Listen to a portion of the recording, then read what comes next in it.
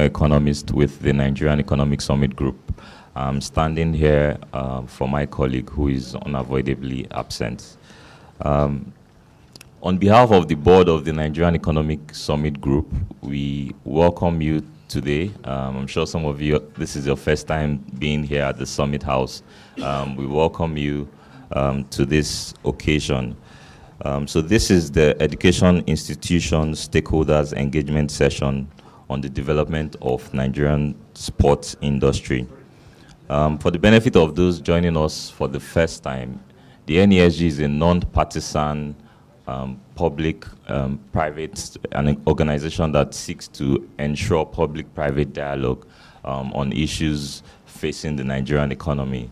So our goal basically is to ensure an open and globally competitive Nigerian economy. And we do this through four major strategic roles.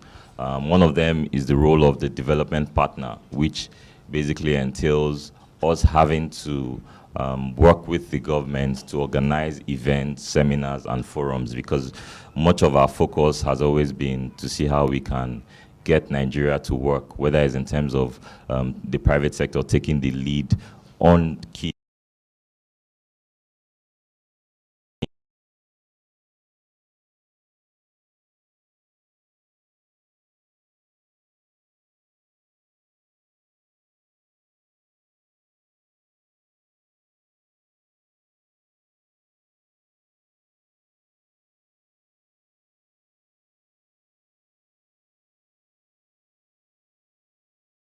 engaging the government on different issues facing the Nigerian economy.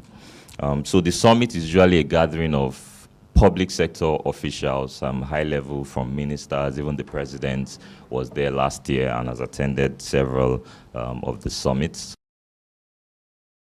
Governors and policymakers from all across the different levels of government, and also key leaders of the private sector. You have the CEOs of top companies, and even people from the academia and other NGOs, and even the multilateral organizations.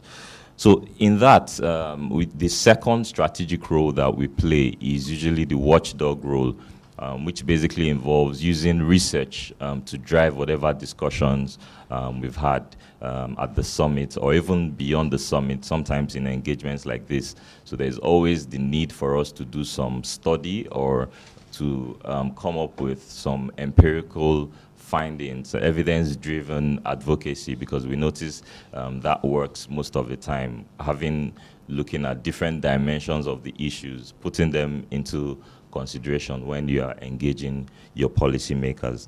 The third is our role of being a connector. So at the NESG, we get to, because we are membership driven strictly by the private sector. So if you look around, you would see private organizations that fund and support the NESG. They get to pay annual dues. So in that, we get to convene and connect businesses. So from business to business, if there are projects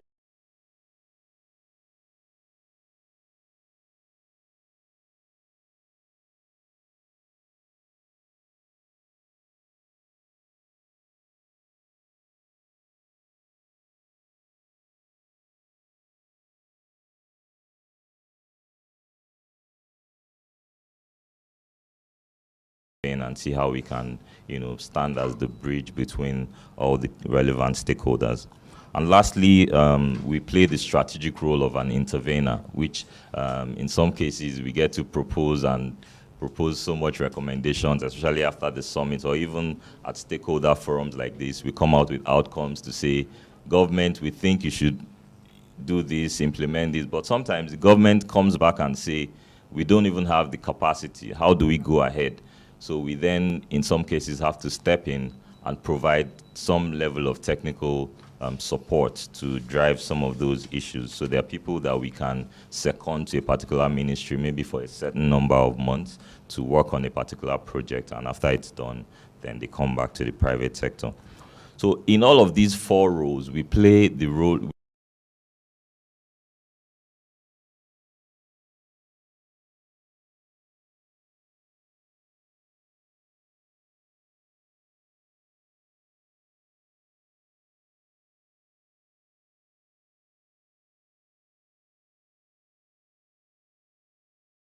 And here we're gathered here. So there's the THEX. This is the THEX Policy Commission, which basically stands for tourism, hospitality, entertainment, creatives, and sport industry. So we also have what we call thematic groups. So within each policy commission, there are subgroups. As an example, for the human capital, you have human capital in itself is broad. So you have education, health, and other thematic groups. So here, the sports industry, I guess, is one of the thematic groups under the THEX Policy Commission. Beyond the Policy Commission, we also have what we call roundtables, engagement sessions. We have several community of practices. And the interesting thing about the NESG is across all these work streams or policy commissions, they are all driven by volunteers, people who we don't get to pay. They come volunteer their time, their effort. Sometimes they have to travel, to Abuja, to different states to continue the work of the NESG. And it's all driven with the sense of passion for Nigeria and hoping to see that we get things right. I mean, irrespective of whatever political affiliations and all that, we are just interested in how can Nigeria work better for us as citizens. So the sports industry thematic group is one of the 44 thematic groups across all the NESG policy commissions. And sometimes, a couple of months ago, was it last month, we signed an MOU, that's the NESG signed an MOU with the Federal Ministry of Sports and Youth Development. And this is one of the outcomes of that MOU. And the proceedings of this session will form part of the policy draft to be debated at the National Sports Industry Policy Dialogue. So I'd like to use this opportunity to thank the Honorable Minister for his visionary mandate to institutionalize sports as a private sector-led industry in line with global best practices, and also to appreciate the leadership of the Policy Commission. I know several times we always see them here holding meetings. Sometimes they'll use here upstairs. They are all familiar with the environment, and we thank them because we don't pay them any dime. They all do this from their resources. All the travelings and all that all comes from their resources. So I use this opportunity to also thank the leadership for all the work they have done so far. So on this note, distinguished ladies and gentlemen, I thank you for honoring our invitation to make our time to attend this session. We look forward to an impactful and successful deliberation. Thank you. Thank you, Wilson. The program says I'm supposed to let you guys, everybody here know why we're here. It's pretty simple. Sports is an industry, and it's time for us to start thinking of it as one. My name is Nkechi Obi, and I'm privileged to be the thematic lead for the sports industry's thematic group of the THEX Policy Commission of the Nigerian Economic Summit Group. Now, the past 4 years of being in the NESG have been pretty interesting as far as trying to institute sports as a business and a viable contributor to the economy of Nigeria. Most people think of sports as us going to Olympics, going to World Cup, going to Commonwealth Games, going to World Championships. But people do not actually see the business. They do not actually understand how the business drives all this participation. Today, you're going to hear things about the contribution of the education sector to sports that you've probably never heard before. Education is the largest contributor to sports participation.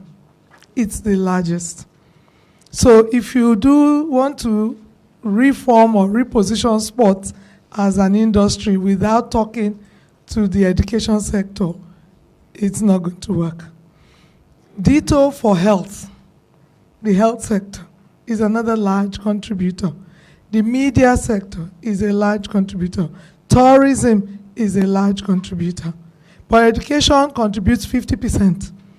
The rest, all the other sectors contribute the balance of 50%. So the education sector should be the number one partner, and that's why you're here. We're also here because it has become imperative to develop a fit-for-purpose national sports industry policy. We had the 2009 policy, which expired in 2019. Before it expired, a draft policy was done by the Federal Ministry of Youth and Sport, and they sent it to us here. And we requested that we should have further dialogue on it.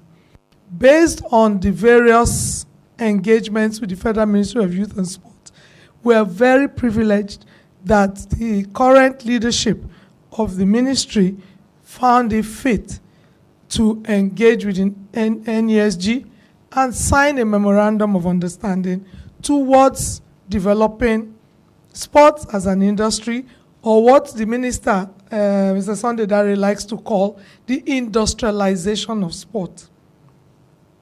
For him, it's an industrialization process that is going to be driven by a robust national sports industry policy that came out of engagements with all the ancillary sectors that make up the value chain of sports. So there is a value chain of sports that has not been given due recognition as to its place in sports development. Prior to us starting, we're just having a tripartite agreement here, and Dr. Tando said this whole thing is that the business must drive the development of sports, for the running and jumping, the participation part. And so if we get the business right, then we'll be getting 50 medals, 60 medals. We are not able to get medals because the business side that supports the development side hasn't been developed. So that's why we're here. We want to see how education contributes to sport. We want the stakeholders in the education sector, private school, public school, universities, and what have you, to see their place and contribute to this exercise. I'm going to call on Mrs. Elizabeth Okogun, one of the numerous volunteers that we have that have been working with us for the past, going to almost for 15 months on this, and has become almost a subject matter expert on youth and education. And she's going to take us through an agenda setting presentation. It's short, but it will enable everybody to get a grasp of what's going on. On Tuesday, we had the media and this entertainment and sports tourism people here. Next week, we'll have the finance people. Upper week, we'll have the trade groups, that's chambers of commerce, and then we'll also have the professionals, the lawyers, the doctors, the engineers, the pilots, all the professionals. You'll be shocked at how they're all engaged in sport. Finally, we'll have, in Lagos, we'll have the multilaterals and the multinational organizations. Whilst in Abuja, we'll have the federations, and we'll also have the MDAs, particularly the agencies of government that have a role to play in terms of things like industrialization, incentives, tax, the works. So Elizabeth will come and take us through an agenda setting session, after which I'll let you know how we are going to proceed further. Thank you.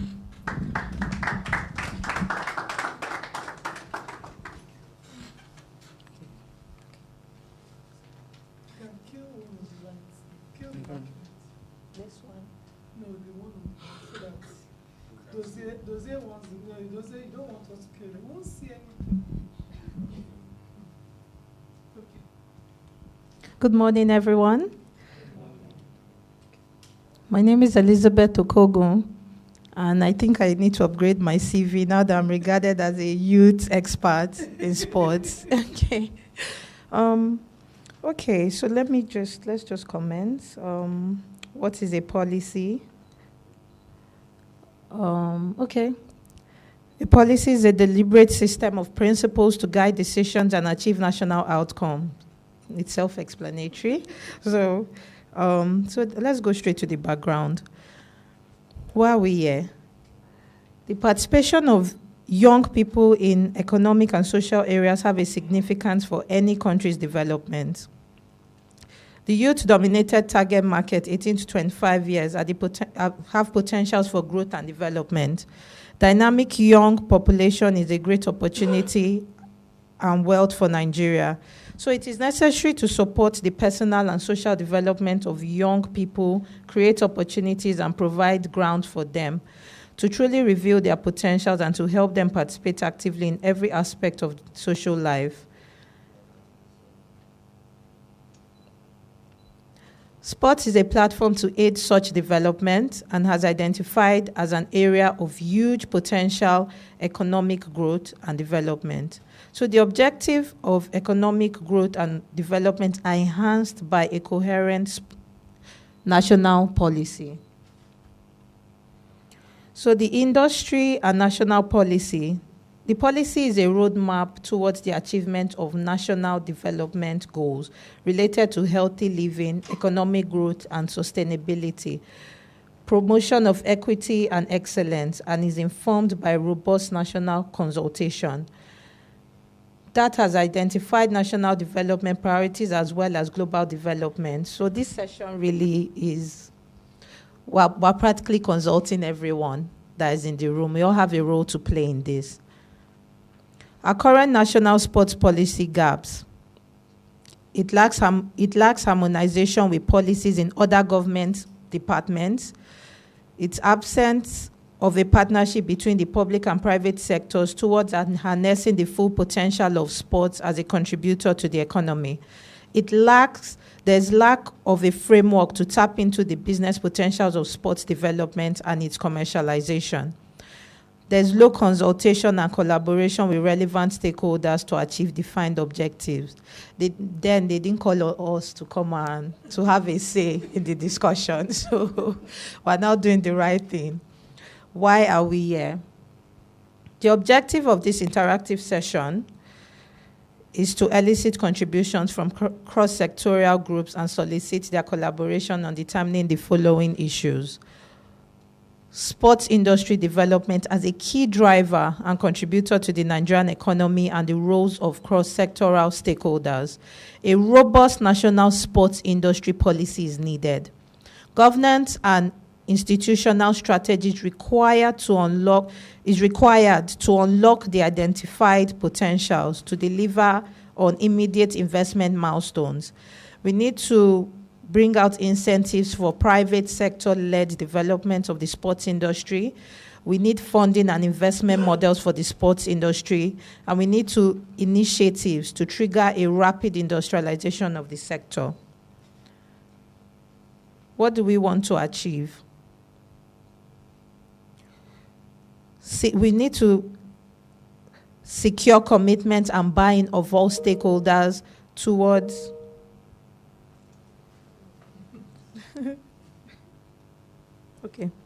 all stakeholders towards positioning of the sports industry as a consumer and demand-driven retail sector of the economy. Inputs into a robust national sports industry policy, highlighting the investment potentials of sports as an industry and encouraging investment so as to entrench local supplies of sports goods and services. So now let's go to the sports industry ecosystem. Talent management education plays a major role in talent management. And we can see merchandise there. Merchandise is like sportswear, goods and all. Sponsorship. We need people funding these activities. Media, the education space has not tapped into the media space at all. Concession and hospitality. So the truth is, if we even look at tickets, real estate, which is facility, it's really needed.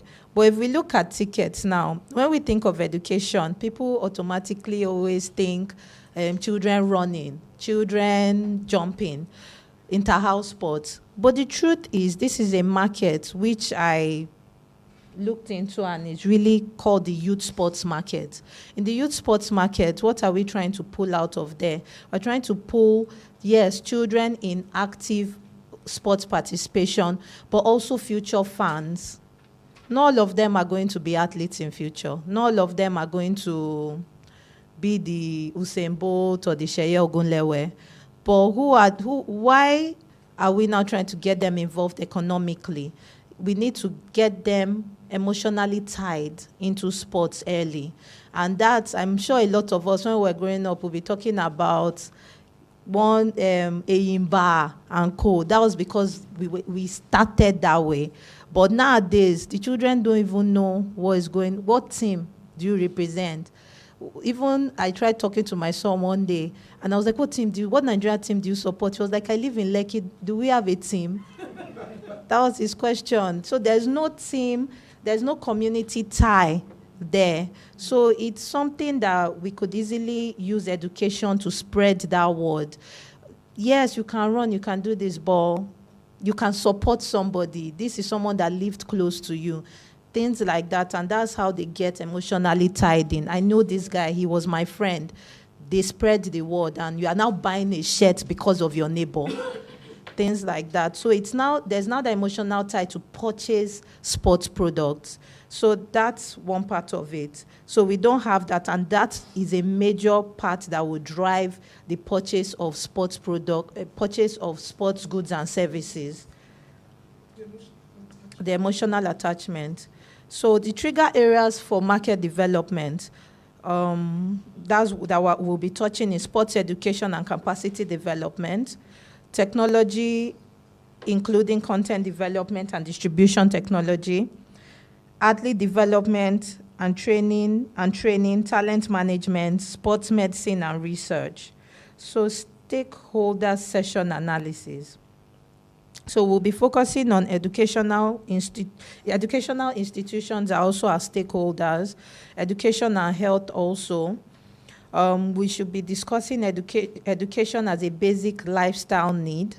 So we have, I'm sure we're all familiar with the Sustainable Development Goals by the United Nations. So in general, sports is identified as a tool to achieve 7 of those goals, but we've tried to narrow it down to education in this discussion.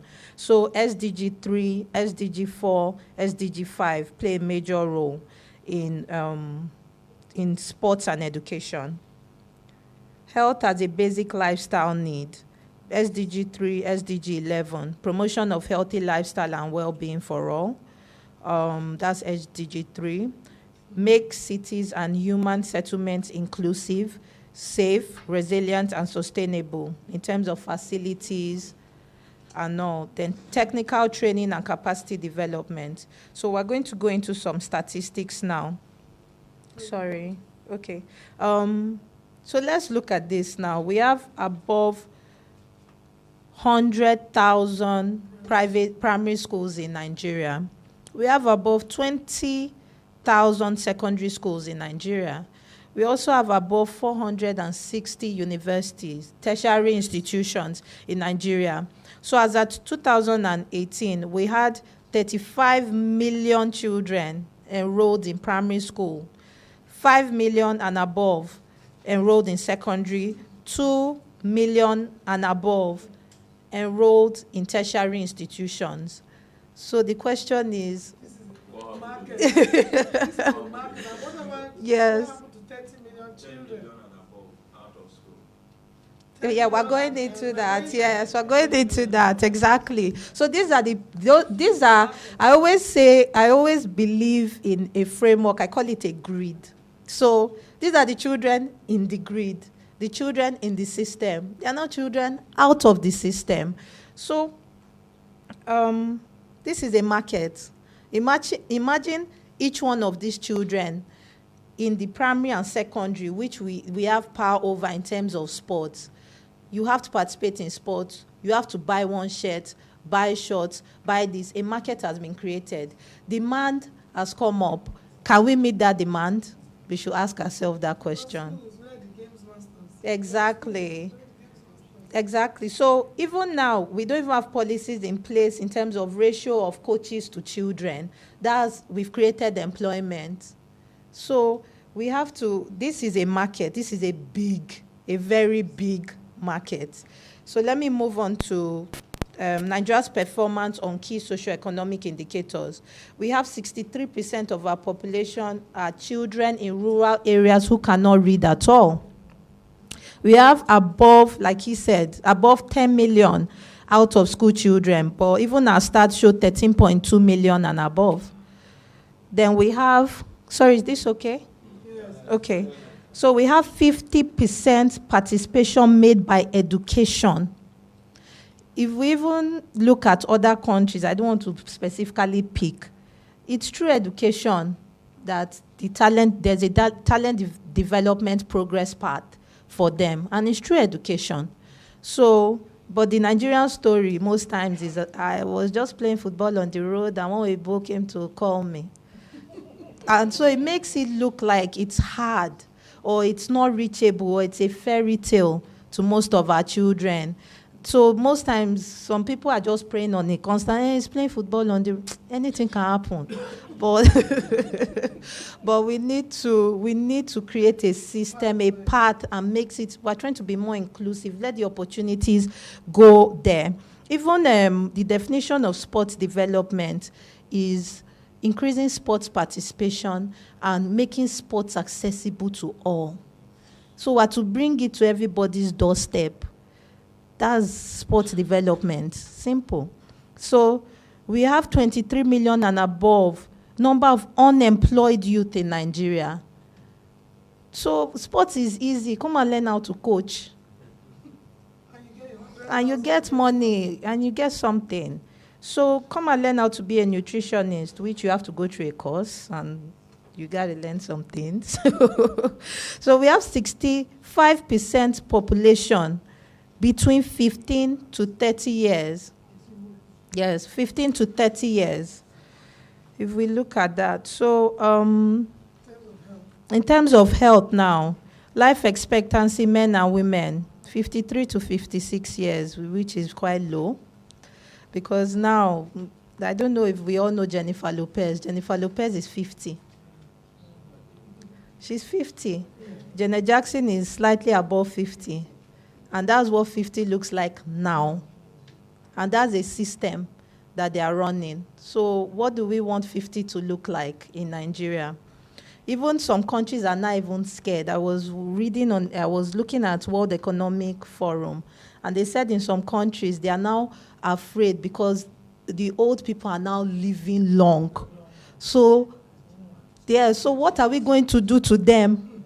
Imagine what are we going to do to them? They are still working, they are still agile. So countries have even gotten into that phase of there are so many old people in place. So countries have gotten there, meaning we can get there. So 3.2% prevalence of obesity among Nigerian school children, males, females. Nigeria were high consumers of carbohydrates. Rice, yam, no bread. Exactly. We eat too much white. That's what the nutritionists will call it. The first prescription for healthy living does not have to be the use of medication. No, it doesn't have to. It can be exercise, take a walk, do something. So 350 million plus school-age children and adolescents will be classed as obese globally by 2030. Even me, if you see me, I'm obese. I'm slightly obese. And that I got 2 days ago from my nutritionist. So obesity is not by being too, they will tell you, based on your age, height, and all. This will put huge pressure on healthcare systems in Africa, Asia, Latin America, particularly at risk due to fast-changing lifestyles. So we need to really work on that quickly. So major drawbacks: lack of basic sports infrastructure. The stadium to population ratio in Nigeria is, 1 to 5 million people. Yes. One stadium to 5 million Nigerians. That's our stadium to population ratio. So we don't have enough facilities around. Exactly. The US is 1 to 300,000. South Africa is 1 to 700,000. Ideal is 1 to 300,000. That's ideal. So Okay. let's go catch up with South Africa. 1 to our stadium. What you mean by stadium is 25,000 seater Capacity, yeah. So we haven't even come to community facilities. We are nowhere near. Imagine. So schools do not give adequate support to students who participate in sports. From our technical session in Abuja, we got that definitely. Where are you going? Is it that you write exam or you go run? So one thing I even observed during, then I did talent management in temple management some years back. And one thing we observed with the talents there, like Georgia Obo and co, they had to be homeschooled. And for them to be homeschooled, to get to that level in their careers, we asked the parents, and when I had to look deeper, so what system are you using? Who is the service provider for this homeschool? They're not in Nigeria. So we're paying school fees outside Nigeria to excel in sports. So we're taking money out of Nigeria. We're always taking money. So why can't the education system put something in place for these children? So there is no platform on ground to facilitate capacity development of sports talent. There are not enough incentives to increase participation in sports in Nigeria. There's insufficient number of game masters to develop sports talent. And this I can also tie into, we don't have data. Because data in terms of sports participation, because we should be able to say around the Lekki axis or this local government, this amount of children signed up for football. So there should be a standard ratio of coaches to students, and there's an opportunity there. And by the time you do that, we now know the amount of people who are training to throw into all these places. So that also plays a part. Lack of activities to create local demand, to develop sports content, and that's true. I've gotten a lot of parents call me, please, what can my child do? He only did one competition this year in inter-house sports. What else can he do? So even the inter-house sports too, we keep on emphasizing on schools to keep the records at a standard. Some of them, they don't track the time. First, second, third. Take your gold medal and go. So those things are information that should be kept. The inability of companies operating in Nigeria to see the commercial value of their involvement in sports, thereby reducing to the very minimal the amount of money budgeted for sports sponsorship. That's because we don't know the value of what we have. So when we go marketing, we go selling, please, I need your help, my brother. Support me. But we should be able, one thing I also got to understand is when I did some marketing for some people, I go to my clients and I tell them, I have this reach, and multiplied by the price of your product, I can get you this amount of money. And from there, they got scared. Say, madam, please come back next year. Because they now know that we're getting wiser. It's not by that sports is entertainment. Sports is drawing people. So I'm practically bringing clients to you. So there's value add on both ways. It's a win-win, not charity. So benefits of sports in education, health benefits, physical education in schools, social and emotional development, sports in education. So I think that's clear. So why engage the educational institutions? Without a doubt, educational institutions are essential partners and stakeholders in the growth and popularity of sports in the industry. As observed earlier, to this end, conversations will revolve around. So we're going to be discussing input from educational institution stakeholders into the draft national sports industry policy.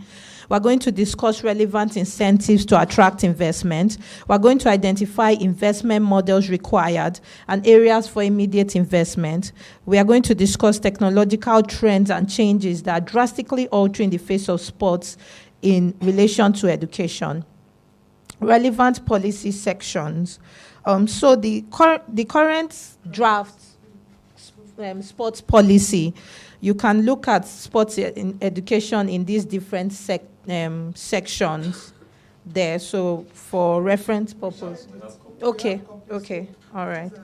So in the end, we are looking at, okay. So now we are looking at the following outcomes at the end of this interactive session. A clear position in the role of educational institutes towards a robust national sports industry policy, a well-defined incentives for private sector-led participation in sports education in the sports industry. We need to have identified governance and institutional strategies required to unlock the identified potentials of educational institutions to deliver on immediate investment milestones. Then we'll look into funding and investment models to drive increased participation of educational institutions in the sports industry. Thank you, everyone.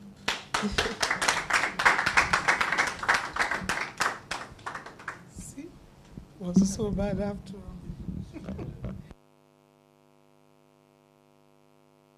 Thank you very much, Elizabeth.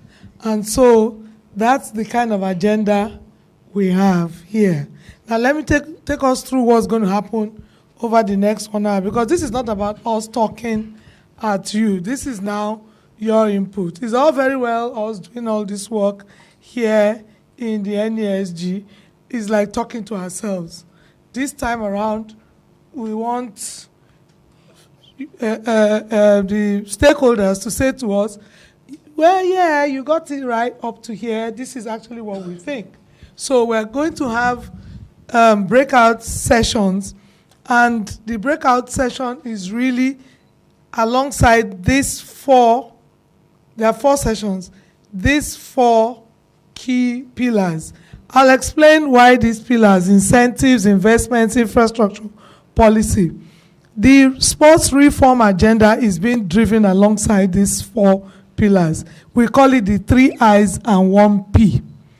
The 3 I's: incentives, investments, infrastructure. We believe infrastructure is the main trigger that will set off the development of the value chain of sports. So if you sport, we must play sport inside a building, whether it is a building that does not have walls or indoor. So infrastructure is the first element. You ask me, where is our games room here? It's an infrastructure. So all of us, you can't just wake up and play sport anywhere like that, even if it is a small field. So infrastructure is the critical element. But before you get the right infrastructure or get the private sector to put money into infrastructure, you must create the incentives for them to do it. Nobody is going to put money where he does not know how or what he's getting from it. So the incentives is very critical. Then you now need to find that money, the investment. Where are you getting it? Are you getting money, commercial money? That is, it is, I give you 1 naira, I want 1 naira 50 kobo. Or are you getting money from certain people who want to see social development? So they are impact investors. They are not asking you for profit in terms of naira and kobo. They are asking for profit in terms of how many children, let's say out of school children, were brought back into school simply because we created a community-based cluster facility where they came to, and by the time they finished playing sport, we encouraged them that school actually will help them to go a bit further. So there are different models, and that's why we say we're looking for the kind of model. So the investment model, or investments that are required. Then what kind of infrastructure, particularly as we have identified education as having 50% participation. So we know, if we're saying, Elizabeth didn't mention to you that one of the key targets of a reform to sports industry is we're applying what we are calling the Indomie Principle. The Indomie Principle is based on taking the price of 2 packets of Indomie every day from 60 million people. That's we want to take 100 naira every day from 60 million people and create a 2 trillion economy. What do we need to take that 100 naira from your pocket? That's why we're here. So if we say that education is 50% of participation, we need 60 million people to participate in sport.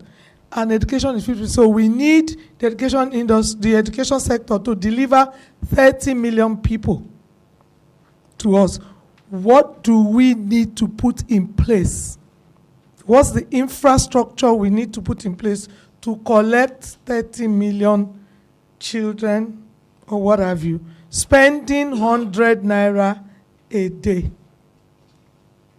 That's the Indomie Principle. Maybe Indomie will make me pay for using their name. And then we believe at the end of the day, all the 3 I's must be driven by a robust national policy. What would the education sector like to see in that policy? So those are the 4 groups. Based on what we already have, how adequate or inadequate is it? Based on the Kazan principles, Kazan is a place in Central Europe, but that was where the meeting of ministers for physical education was held in 2017, and they came up with an agenda that really ties physical education to the growth and development of a country's citizenry and how education can become a trigger. So based on some of their recommendations and based on the Antananarivo recommendations by the African Union, the African Union took no notice of sports really when they developed the AU 2063 report agenda for the Africa we want, a 50-year agenda in 2013.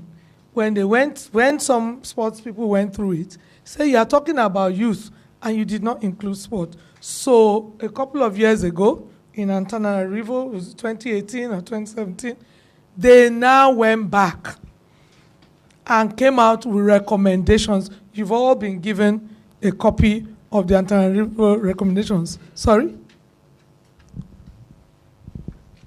You've all been given, and they are very simple. So based on that, let's see if we can get our groups to deliver to us what will help us. So what's going to happen, and I'm going to do an ini, mini, miny, mo. What's going to happen is that the session lead will guide the discussions along the stated objectives and session topic. The session lead will be given the reporting template. And we guide these discussions alongside that so that we're not talking problems now, we're looking solutions. We all know, we've seen the problems. Deep in our hearts, we all know the problems. Can we have solutions? Discussions are of a 40-minute duration. We have a rapporteur assigned to take notes according to the report template, and we'll prepare a report for review by the session lead. So that should take 10 minutes for that report. Everybody goes through, the session lead reads it out, say, is this an agreement of what we said or didn't say here? And then we'll come back here in just under 60 minutes or thereabout, and we will come, and each session lead will take us through what what they said in their session. And we will clap or add as the case may be. Now, I'm going to just close my eyes and start calling session leads, right? So I would like, but before we do that, we'll pass a mic round so that it's not that when you get to where you're going, you say, and so who might you be? So, Zeno, please pass a mic round this way and let's get to know who's in the room. And then we are going to now ask, and we're now going to choose people who are going to be session leads. Give me a piece of paper. Good morning. I'm Elizabeth Okogun. Yes. What do you do? But you also say where you are. What do you do? We know who you are. What do you do? Okay, I'm a sports consultant, yes, and I focus majorly on youth sports. Good morning. My name is Dr. Kweku Tando. I'm a sports consultant. I focus mainly on sports strategy. Good morning. Ekele Maria is my name. I work in aviation. I work in planning, research, and statistics. Good morning, ladies and gentlemen. My name is Dr. Simon Ebojai. I work for the Federal Ministry of Youth and Sports Development. Good morning. My name is Adedami Adedotu. I'm an accountant and tax consultant with an interest in sport. Good morning, everyone. My name is Emmanuel Oyelaki. I'm president of Esports Nigeria. Esports Nigeria. Good morning. My name is Dr. Adobe Ariguzo. I'm a research fellow and an educationist. Thank you. Hello, good morning. I am Ekwiobi. I'm a management consultant.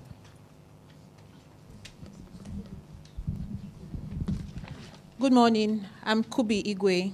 I'm a creative entrepreneur and an educator for young people for the non-profit sector. Good morning. My name is Otumba Ayolumuko. I am a cultural consultant and the vice president of the Federation of Tourism Association of Nigeria, vice president for the Southwest Zone.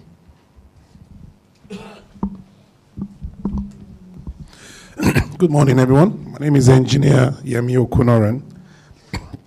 I'm an engineer. I'm a technology professional and very much interested in sports as well, especially sports technology. Good morning, everyone. My name is Ruth Okoiron. I'm a development practitioner. Presently, I work with CIFA on the migrant project, and we use sports advocacy to curb irregular migration. So I'm interested in this. Good morning, everyone. My name is Tonta Davis. I'm a researcher and also a volunteer with the Sports Industry Thematic Group. Good morning. My name is Chuka Obi. I'm also a researcher and a member of the Sports Industry Thematic Group. Good morning, everybody. My name is Kayode Falui, a trained educational administrator, and I'm also interested in sport. Good morning, everyone. My name is Elvis Boniface. I'm an education consultant. We work with schools and institutions investing in education. Good morning, everyone. My name is Telema Davis. I'm a researcher and a volunteer member of the Sports Industry Thematic Group.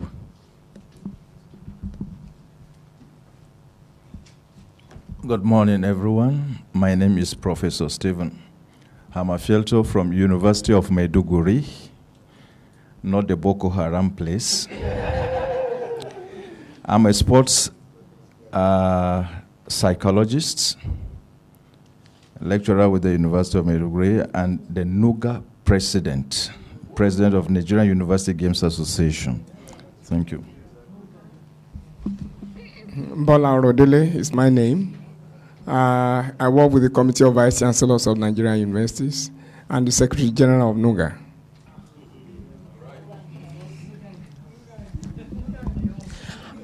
Good morning, everyone. My name is Abayomi Adeumi. I'm a management consultant with focus on business strategy. Good morning, everyone. My name is Odigi Nehita. I'm a sportscaster.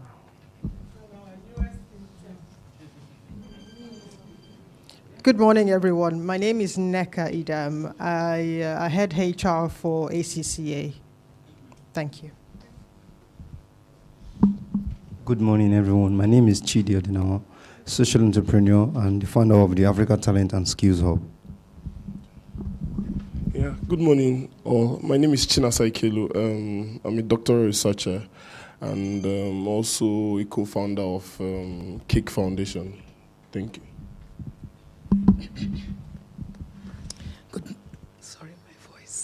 Good morning, ladies and gentlemen. My name is Tomi Adeni. I'm a teacher, and I'm here to represent the Director of Education, Corona Schools Trust Council. Thank you. Did you hear what I said? Good morning, all. Koye Shoemo, MD of Temple Sports and co-founder of Polygon Sports, a Nigerian sportswear brand. Been working in sports for over 15 years, managing talents, working with brands, and also right holders in sports. Good morning. My name is Temi Tokbayade. I work with the NESG. Good morning. My name is Kewe. I work with the NESG. Good morning, my name is Yinka Ayolo. I work with the NESG. Okay, I'm Adir Bigbe Sharif. I work with the NESG. Good morning, everybody. My name is Abiodun Hosseini. I'm the Public and Government Relations Manager for Corona Schools Trust and Corona Schools Trust Council. I'm here to represent the Head of Corporate Services, Corona Schools Trust Council.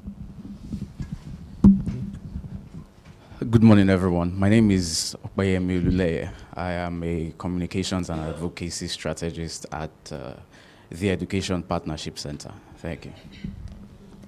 So what's going to happen is I will call out the please, who are the rapporteurs. Yes, but Kewe, you were with which infrastructure? So at least you're getting a hang of it. Mm-hmm. Mm-hmm. Incentives. Mm-hmm.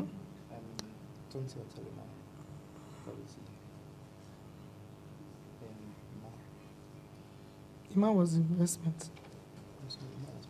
Mm-hmm. Okay. Okay, I'm going to call out leads. For incentives, Dr. Kweku Tando is going to handle incentives for us today, and Zeno will be the rapporteur. Zeno will be the rapporteur, and incentives we use the meeting room downstairs here. Anybody interested in, when I finish, anybody interested in discussing the issues pertaining to incentives, please follow Dr. Tando to the meeting room down here. Investments, I'm going to ask Mr. Okpayemi Okunore to please handle that for us. He will be assisted by Tonte Davis, who is going to be the rapporteur, and they will be using the CEO's boardroom upstairs. So anybody interested in discussing incentives, please we will follow Mr. Investment, sorry. Mr. Dr. Tando, please make yourself known to everybody. So Dr. Tando, incentives. Mr. Okunore, Okpayemi Okunore, investment, please make yourself known. Then I would kindly ask Mr. Koye Shoemimo to please help us handle infrastructure. And Kewe will be assisting you as rapporteur, and you will use the boardroom upstairs. Please, Mr. Shoemimo, could you let yourself... Finally, on policy, I'm going to ask Dr. Ebojaye, who is a Deputy Director from the Federal Ministry of Youth and Sports, to assist us with handling the issue of policy.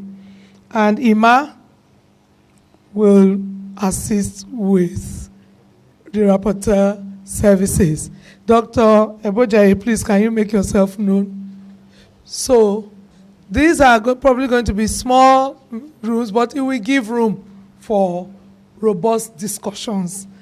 There is a template. Please, can you make sure you hand the templates out?